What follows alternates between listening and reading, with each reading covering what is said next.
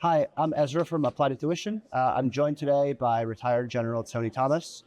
T2, it's great to have you here. Thanks, Ezra.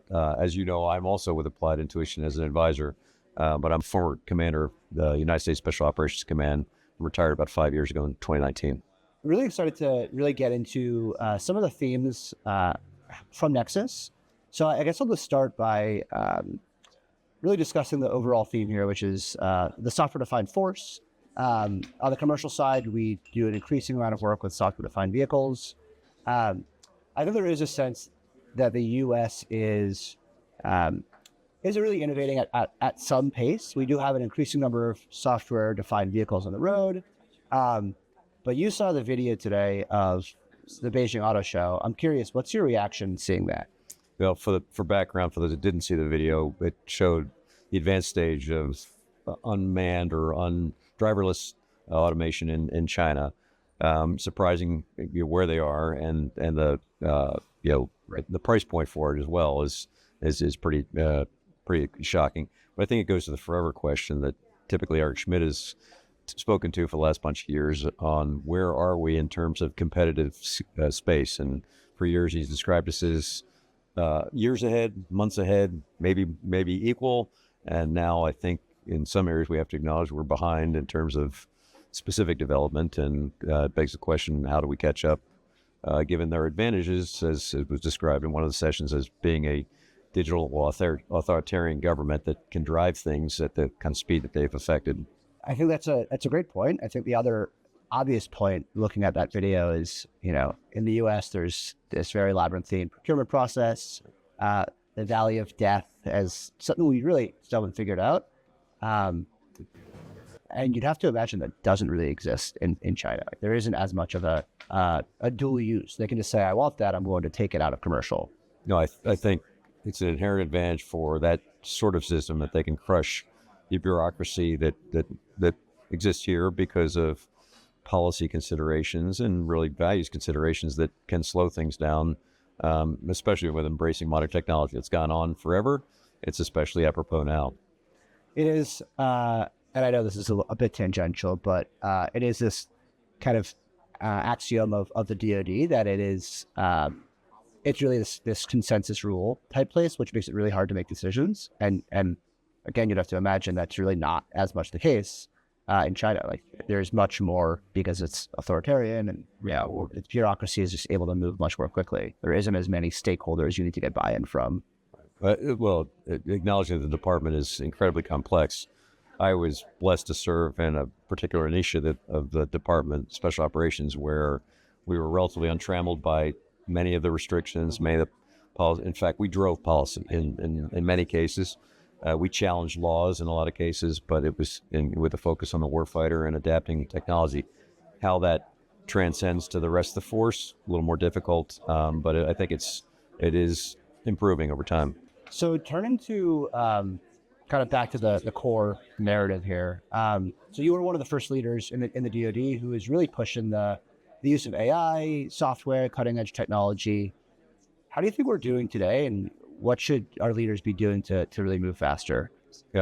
Quick answer, much better today. We went from a cold start. When I took command at SOCOM in 2016, we didn't have a chief data officer. We were not AI literate. It was a back burner, maybe an area of fascination or interest, but wasn't integral to the force. And with the hiring of a chief data officer, phenomenally talented individual who built our network in a hurry, focused on educating the force, and for some quick wins so we could take small bites out of where we needed to go. I think that was a great start. I'm impressed with where the department has gone since then, but I'm still terribly impatient that we're not moving at the pace that we need to. So we, of course, can't boil the ocean, and I think there's this sense in the DoD, look at the Joint Artificial Intelligence Center, that we need AI. I think most warfighters would say, just give me things that make you more effective. And leaders would say, give me things that make the overall force more effective. What do you think those technologies are, the kind of key enablers that we can procure today that would make us more effective? Yeah, I think the focus now correctly is on something that we've given a big hand wave for years. That's in information dominance. Everybody wants information dominance, whether it's in the private sector or the public sector. It's to know, the facts that apply to enhance your decision making at a speed that's better than your adversaries. Now we are making huge strides in that area, driven as much by the crises that are ongoing in Ukraine, certainly with the situation in Israel, and with the threat of China and Indo-PACOM. It is driving kind of a more focused effort to gaining and maintaining that information dominance to enable decision making at the speed of relevance. So I think I tend to agree, and I think I guess hard part of it is you really can't have information dominance everywhere. Like No. a commander can only absorb so much information, Right. and so it's a question of what information does he actually need to receive? Yep. How do you filter that up? And so I think kind of pivoting a bit to commercial adaptations, or I should say defense adaptations of commercial tech. So what's your general perspective on, what the Defense Department can meaningfully buy off the shelf or adapt from the commercial sector?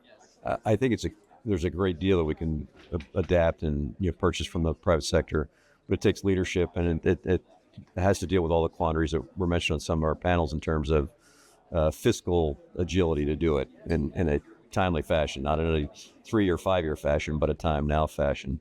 But I think there are innumerable capabilities in the private sector that can and should cross over. And so looking at autonomy specifically, that I think is seen as one of the critical enablers, and you pair that with decision making, I think you're able to really kind of multiply force agility, force effectiveness. Do you think the department is procuring or thinking about autonomy the right way today? And I'll just say that my observation has been, to a degree, they're trying to reinvent the wheel. Right.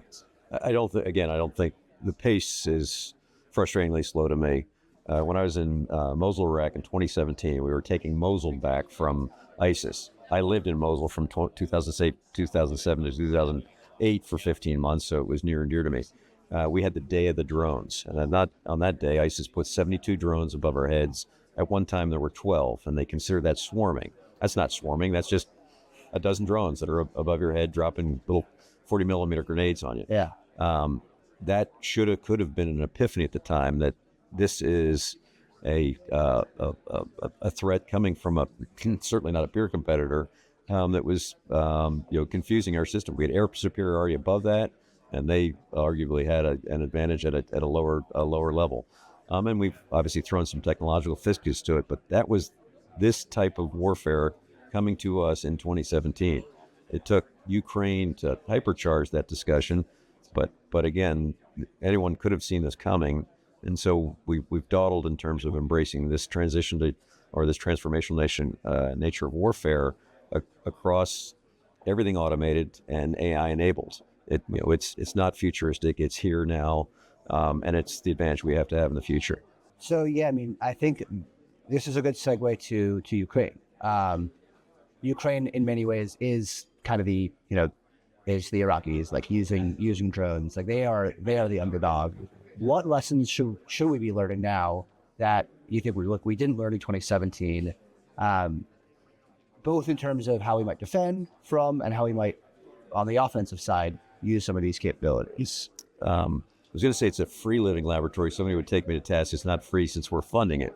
But it is such an extraordinary living laboratory of going toe to toe with a peer competitor, Russia, using very nuanced systems that are really challenging the way we've fought in the past, the way we consider fighting the future, and that should drive both our transformation and our method of fighting, our strategy going forward. So to me, it's I think we are deriving a lot of lessons learned, but we need to pay close attention to it because the applications in the future fight are just unlimited. Yeah, I mean, maneuver warfare, it's really hard when every single move is being watched. For example, I was in a recon unit when I was in the Army, and it's hard to imagine some of the things that we were doing back then like being even feasible now, right? Because you would get seen and killed. Yes, I would not want to be an infantryman alone and unafraid out there now with these threats, these asymmetric threats that didn't exist when certainly in our formative years. And I'm not sure that, again, I'm not sure it doesn't challenge our tanks and infantrymen even applicable to the future fight when automation is bringing new ways to fight. Yeah. So, yeah, I guess wrapping up here, you're known as somebody who speaks the mind. What do you think are the biggest challenges that we're not thinking about or we're fully ignoring across the department? I think we're still wed to legacy platforms. We heard discussion today where we're trying to retrofit, software to legacy platforms that weren't open architecture, et cetera, all the buzzwords now.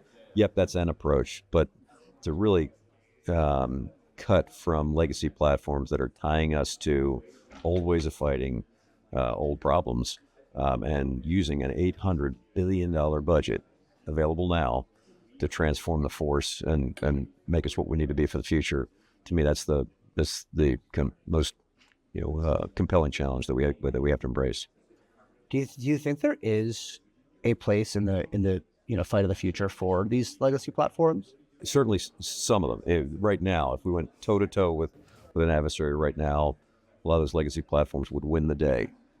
Some of them would be very, very vulnerable. I don't have to cite them. I've had enough services come back at me saying, "I wish you wouldn't cite my platform as being the most vulnerable." My point being is, okay, flash forward 5 years from now. Do you want your kid in that airplane, that tank, that aircraft carrier, fighting the adversary with the advantages they're going to have? I don't think you do. I don't think we want to sit pat on what we have now. I think we want to adapt to future advantage that's going to be based on, unmanned, uncrewed platforms and AI-enabled decision-making and AI-enabled actions. I do think, the silver lining is that my observation is the DoD is as serious about figuring this out as they ever have been. Right. There's organizations that I think are taking innovation really out of innovation theater and making it serious, figuring out how to integrate it into the force. Agree. So you think that's... Absolutely agree. I think there's much more collaboration across the services as it has to be. It cannot be individual services siloed, coming up with their solutions and hoping it mates into a joint force somewhere. That won't work. Yeah. We will suffer from that approach.